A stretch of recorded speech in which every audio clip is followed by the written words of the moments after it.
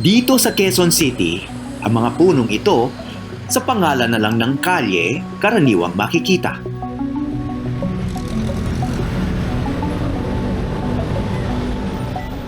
O minsan, sa pangalan ng panederya. Saan ba galing yung salitang kamuning? Very interesting. Kasi maraming tao in the Philippines do not know na ang kamuning ay native Filipino tree. Punong kahoy yan na with white flowers. Puting bulaklak na mabango sa gabi. May kamuning ka ba rito? Malapit dito? Meron dito. Dito. Oh, yeah. May Can you pandak show? kami. Can you show us? Yes, meron. Sorry. Oh. Dito kami, may pandak kami. Pandak. Okay. Basta. Meron palang pandak. Mayroong pandak dwarf, hindi lumalaki. Okay. This is it. This is the one and only. Dito. Yes. Yes. Tapos ito, Nara tree to. At least it's also native. Oo, It's a natural native. tree. That's a good Tapos, tree. noon dito sa tapat, may Nara tree, pinatay ng may-ari. Oh my God! Ang laki na! Twin yan. Pinatay? Pinatay. Bakit? Kasi pinarent sa isang grill restaurant something.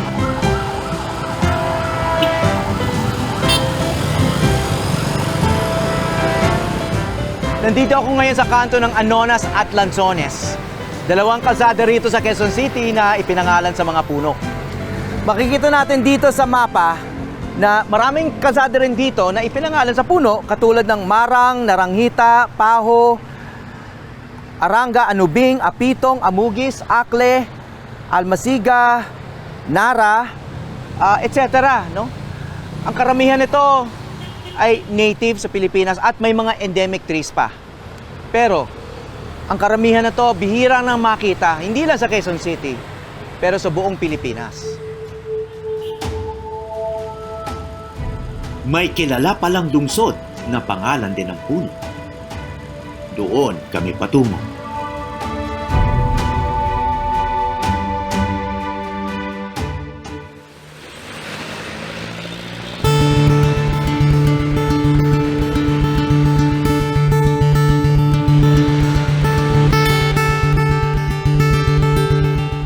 Ito ang karaniwang traffic sa may kanto ng Anonas at Aurora Boulevard.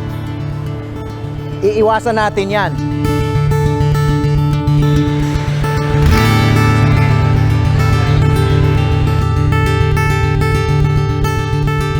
Ma'am, pwede magtanong lang? Bakit sa tingin nyo pinangalan to na Anonas Station? Wala pong idea. Oo. Alam nyo ba kung ano yung Anonas? Okay, thank you. Ang Anonas po, pwedeng inalay po siya from a specific person na pwedeng may na-contribute siya sa Philippine history po natin. Okay. Thank you. Wala na naman po. Okay. Salamat. Kalsada ko yun dyan sa kanto.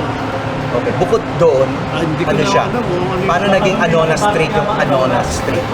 Yung Project 3. Kasi dyan karami dyan, puro dyan prutas. So, prutas siya. Siguro. Hindi ko pwedeng sabihin. Nakakita ka na ba ng Anonas? Rin. Okay. Ang Anonas ay isang puno na kapamilya ng atis na nakakain din ng bunga. Dinala ito sa Pilipinas ng mga Kastila mula Mexico. Madalang na lang itong makita ngayon. Kung hindi isang kalye, mas kilala na ang Anonas bilang istasyon ng tren.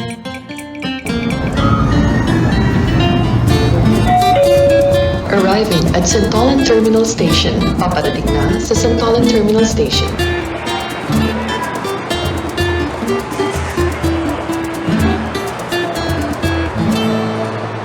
Okay.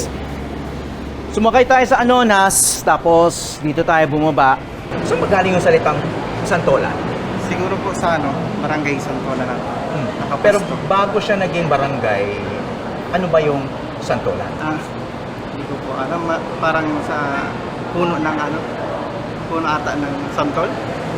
Mga puno. Kasi mga puro barangay ng Pasig. Manggalan, Niyugan ba yun? Hindi ko alam. Basta yun. Ganun.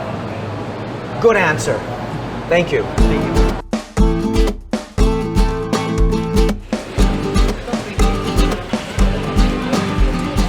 Binyahin na namin yung LRT2 hanggang dulo.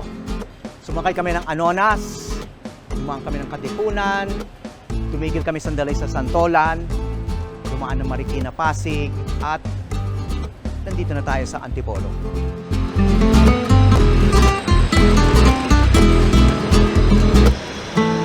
Sheila? Yes po. Sir. Hi. Hello po, Sir Howie. Yeah, hi. Salamat. Thank you Ikaw, din po. ikaw pala yung nag-guide dito sa Antipolo, no? Yes po. Makakasama ko ngayong araw ang tour guide na si Sheila. Madalas niyang inililibot ang mga banyagang turista sa Maynila, Laguna, at dito sa Antipolo. Ano yung suggested itinerary natin ngayon? For today po, siguro pupunta po muna tayo sa Hinulugang Taktak.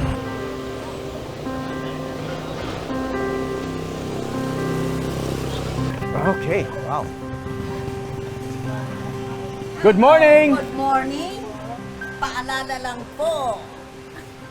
Mayroon ba tayong vape, lighter, cigarette? Kailangan po i-surrender dahil bawal po sa baba. Pag mahulihan ng vape, ng cigarette, lighter, 5K ang multa. OMG! Libre lang pala ang pagpasok dito. Dapat merong male, female, other.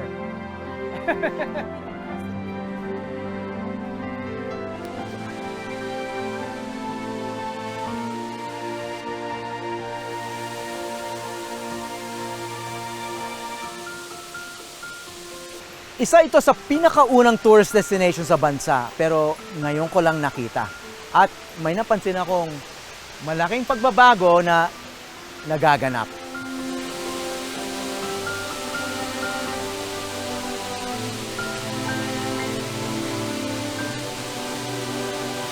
So nagdadala ka ng mga foreigners din dito. Isa po to sa itinerary na binibigay ko po. Anong reaction nila dito? Nakita po nila maganda po yung place since it's greeneries from the city. But nung naamoy po nila, nagkaroon po ng samyo ng amoy. Doon lang po parang na-off sila po doon sa pinakang amoy. Na-off sila sa amoy. So Opo. yun nga, medyo Foul po yung... maamoy nga. So, Opo. paano mo madidescribe yung amoy nito? Medyo amoy basura po talaga. Amoy basura. Parang may kahalong sewage. Opo, may sewage po talaga. Kasi meron po siyang mga domestic waste from the settlers po sa taas.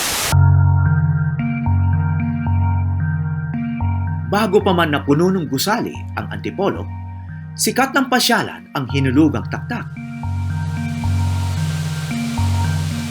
Hango ang pangalan nito sa isang alamat. Saan galing yung pangalang Hinulugang Taktak? Ang mga residente po na nakatira dito is parang nagrereklamo about dun sa malakas na tunog na naririnig nila during prayer time or tinatawag na angelus po. Tapos sinabi po nila ito sa mga pare, local priest, and yung mga pare naman po na yun ay rumisponde by throwing the bell dito po sa falls na to. That's the name Hinulugang Taktak po. Anong ibig sabihin ng taktak? Taktak means big bell po or malaking kampana po. Ang 70 talampakang talon, naging bahagi pa ng awiting bayan na may pamagat na tayo na sa Antipolo. Isinulat ito ng mga awit na si Herman San Jose o kilala sa bansag na Jerry Brandy noong taong 1929. Sa pelikulang Himala ng Birhen noong 1947, makikita rin ang talon na pinalilibutan ng mga magigiliw na dalaga. So, pamoso to, no? Bakit siya pamoso? Isa po siya talaga sa pinakang unang tourist destination dito sa Antipolo, bukod sa shrine po. So talagang dinadayo po siya even before, kasi gawa nga po ng malinis sa tubig. But yun nga po, through the times, nagkaroon po ng mga changes din po about modernization and industrialization na nangyari. Tulad noon, marami pa ring turista ang bumibisita rito.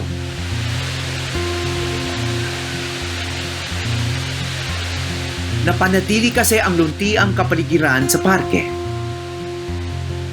kung saan malayang magpahinga at lumayo sa maingay na lungsod. Ngunit may malaking issue rito na hindi nakikita. So, sir, siyempre, hindi maiwasang maamoy yung tubig, no? So, saan naman galing yung amoy? Ang tubig natin galing upland. Kasi marami po tayong mga kabundukan dito sa lungsod ng Antipolo. At dadaan po siya sa 5 barangay, sa poblasyon po mismo. At alam naman natin, siyempre, kada taon-taon dumadami po residente ng Antipolo. So dumadami tao, medyo yung waste din po nila. Dito rin po ang bagsak sa ating kalikasan. At ito talaga yung bagsakan. Yes po, ito po talaga. May ginagawang malaking photobomb dito. Ano po yan? Yan po, kung tawagin po natin ay sewerage treatment plant, STP kumbaga. Para po yung lahat ng tubig na dadaloy po dito, ititreat po muna nila, lilinisin po nila. Pero sabi nyo nga po, yan ay sa ngayon may kita parang photobomber. Pero pag natapos naman po yan at pag bumalik po kayo dito, meron po silang gagawin dyan para po hindi po siya halatang struktura. Yan po ang kapalit para mapaganda po muli natin ang Hinulugang Taktak.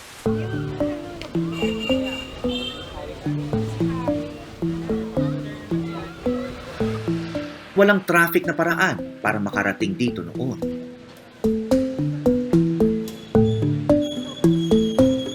So, ito raw yung pwesto dati ng train station. Yeah, batay sir sa ating mga account, ito daw yung dati o natirang bahagi ng dating train station na bumabagtas nga mula rito hanggang Maynila. Kumbaga kung ikaw ay maghahanap ng isang tahimik, isang lugar na kung saan pwede kang magkaroon ng refleksyon or muni-muni, maaaring Antipolo ang pinakamalapit mong pupuntahan. May mga kalsada sa bansa na ipinangalang Daang Bakal. Isa na rito ang kalye sa tapat mismo ng Hinulugang Taktak.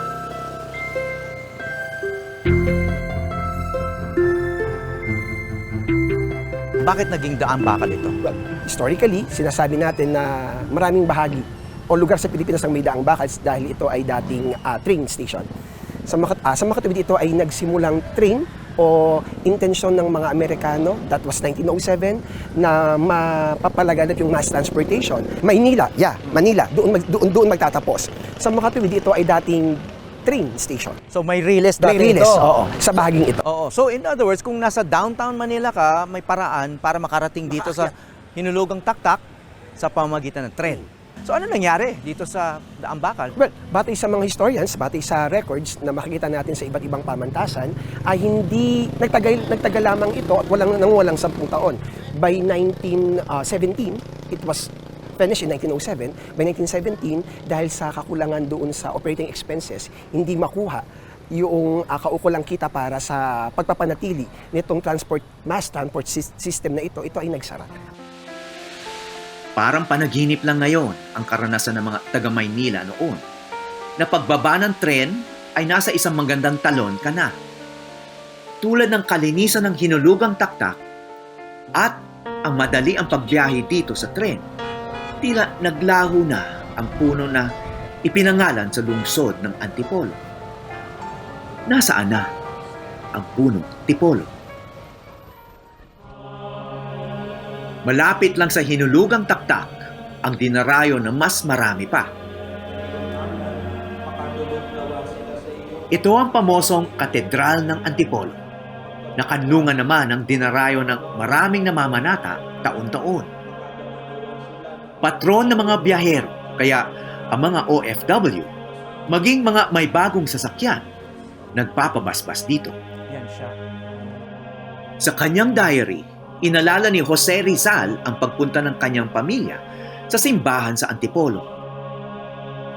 Noong 7 taong gulang pa lang siya. Para magpasalamat sa mahal na Birhen ng Antipolo, ang Nuestra Señora de la Paz y Buen Viaje.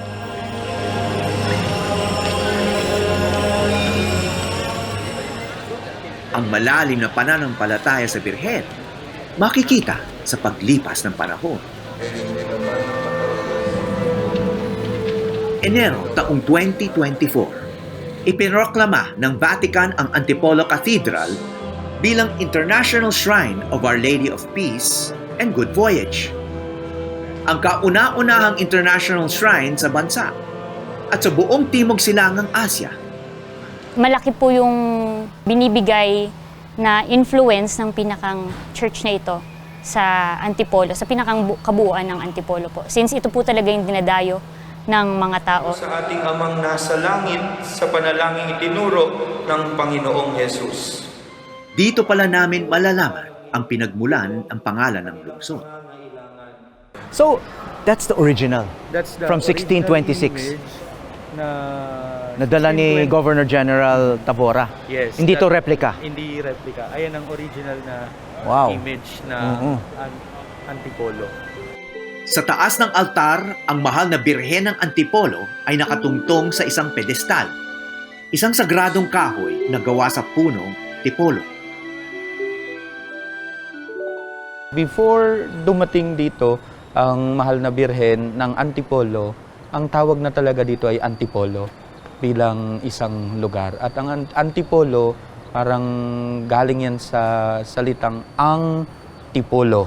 Ito ay isang klase ng puno na medyo nawawala na ngayon. Bakit kaya ipinangalan tong bayan na to na Antipolo?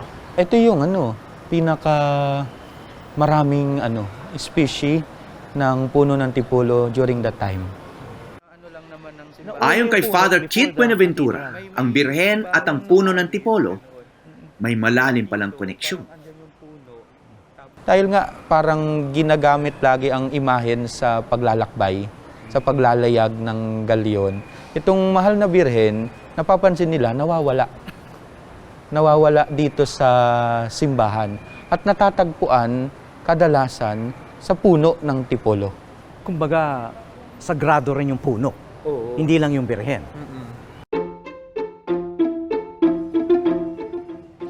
Bukod sa birhen, dinayo rin namin dito ang mismong puno. Ito yung puno ng isang puno ng tipolo. Ang ganda nga ng dahon, ano? Laki. Malaki. Mukhang ito na lang, no? Ito na lang dito. So kung mawala ito, wala na rito sa sentro. So kaya talagang kailangan alagaan, no? Oo. Nagtataka lang kami na kung ganon, nasagrado siya at pag nawawala yung birhen nga, hinahanap niya yung mga punong tipolo, no? Hindi ba dapat marami tayong tinatanim na punong ito? Parang hanggang ngayon, bakit parang bihira siya? Matagal siguro siyang lumaki o mahirap nang palakihin dito sa sa bayan ng Antipolo. Pero possible. Merong plano, may proyekto ang Diocese of Antipolo na bawat parokya may itatanim ng mga seedlings ng Tipolo tree sa buong nasasakupan ng Diocese of Antipolo. Sa kabila ng tuwa namin na nakakita rin kami ng tipolo, may kasama namang lungkot na nag-iisa siyang puno rito.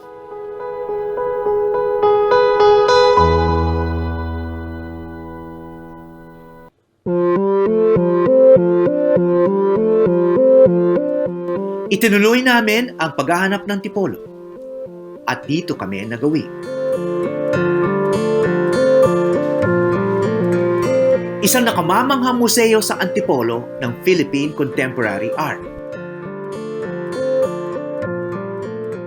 Nakabukod sa likod ng Pinto Art Museum ang tagungyaman nito.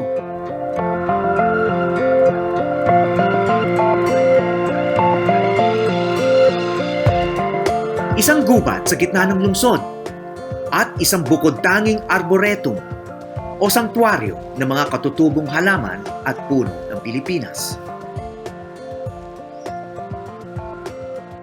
Ang nakaisip maghalo ng halaman, puno at sining sa isang lugar ay ang nagtatag mismo ng Pinto Art Museum, si Dr. Joven Cuana. Why did you decide na ipagsama yung art at saka nature? Yeah, okay. After the EDSA revolution, okay, what can we do, to help the Philippines recover? So we said, okay, let's promote art, culture, and ecology. So that's the reason why when we built this up, I said, okay, we'll want to come out with a rescue center for indigenous, endangered Philippine plants and trees. Why call it rescue center? Rescue from extinction? Extinction. Rescue from danger. From hills and mountains being converted into subdivisions, right? Mahigit 50 taon na mula nang simulan niyang palaguin ang 2 ektaryang ito sa Antipolo. So nauna yung interest mo sa nature before art? I was, as a kid in Ilocos, I was in charge of our garden. No? So I would water the plants in the morning, water the plants after I come from school. So talagang nang bubungkal ako ng earth, no? So it was part of my childhood to really be interested in plants and trees, no? Mahalaga raw sa kalusugan ang sining at halaman. We are now going ahead and evangelizing, sort of, that art and nature are part of the healing process, apart from the pharmaceuticals. Kasama si Michael Belmonte sa mga tagapangalaga ng Arboretum. Nandito raw ang mga inspirasyon ng mga pangalan ng mga kalsada at istasyon ng tren. Ito po yung santol. Ito yung santol. Ang laki na. Gaano katanda na yan? 15 years na po yan. Kayo rin nagtanim yan? O naabutan nyo na Naabutan na po namin. 15 years, okay. Nakakita rin kami rito ng kamuning. So, para sa iba, ang Balete ay kalye sa QC o bayan sa Batangas. Ito siya bilang buhay na buhay na puno. Anong kasing balete yan? Benjamina? Opo, yung Benjamina po na balete. Ito yung lumalaki talaga to, no? Kayo ba nagtanim yan? Opo, nilikit po hindi namin sa So lalaki pa tong balete na to? Oo, lalaki pa, sir. Para sinasakal niya yung isang puno? Maaring mamatay po siya. Papalit po yung balete. Ilang klaseng ferns yung meron kayo rito? At ang lipa, pangalan ng bayan ng asawa ko. Isa palang punong Makati. Yan ang lipa? Opo, ito po, malaki. Paano yan pag nalalaglag yung dahon? Talagang kailangan iwasan? Iwasan po. Saka tinatanggal ko po agad kasi baka makaano pa ng ibang So talagang konting hawak lang, mangangati ka na? Opo, kahit yung konting na pag nadikit ang po ng ganyan, talagang makati na yun.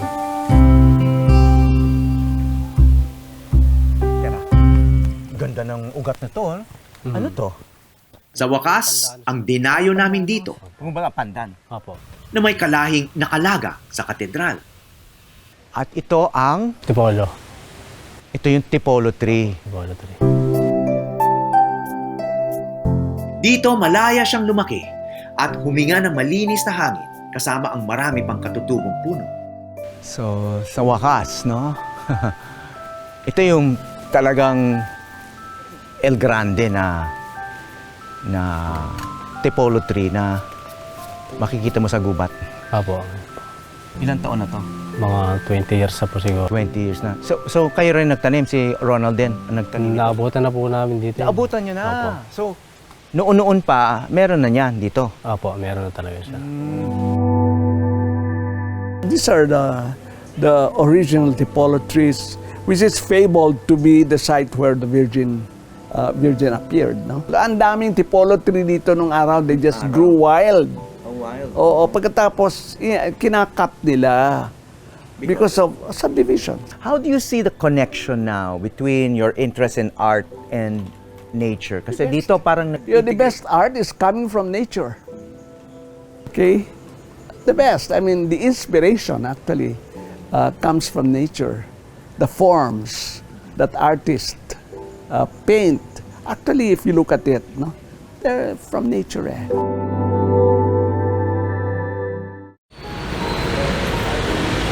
Sa maingay at matrafik na lungsod, malayo sa kaisipan na magubat ito dati. Mga komunidad ng mga puno na nag-aagawan ng liwanag. Bagamat nawala na halos lahat at napalitan sila ng gusali at simento. Naiwan ang kanilang mga pangalan. na naging dahilan para alalahanin natin sila ngayon.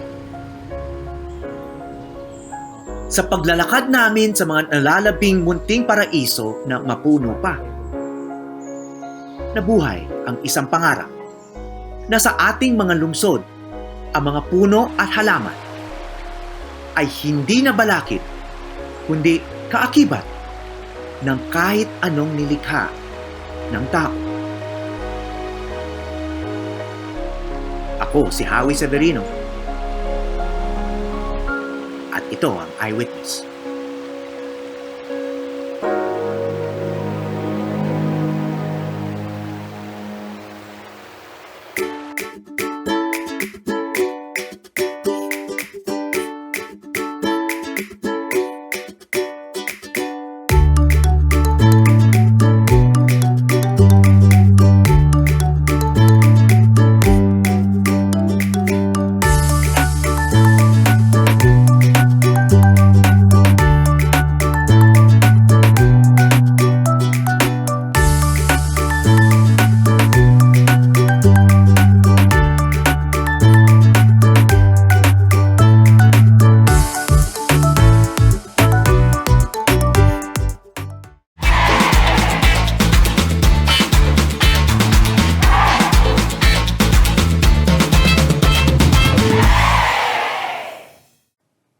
Maraming salamat sa pagtutok sa Eyewitness, mga kapuso.